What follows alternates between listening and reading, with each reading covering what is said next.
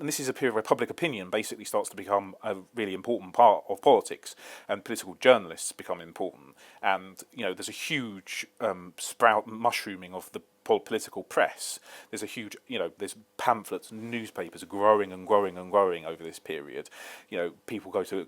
There's also the emergence of the coffee house, where people will go in London to gossip over the political news, pore over all the newspapers, and the newspapers are all wildly partisan. They're all Whig newspapers and Tory newspapers who roundly abuse each other. So, in a way, I mean, there's a clear parallel to today, in the sense of, just as we now, a lot of people are concerned about what the impact of social media and 24-hour news and so on, and people are concerned about the impact on conspiracy theories and misinformation, or whatever. Well, this is not new. A lot of the political elite were very, whilst they tried to exploit this by having their pet journalists who they'd get to write pamphlets to support the party line, a lot of them were also quite wary about this growth of print journalism and very cheap pamphlets that were sold, on the streets, on the side of the streets, because they thought, well, a lot of the Whigs actually were the more worried, because the Whigs sort of became the party of the sort of oligarchic elite during this period,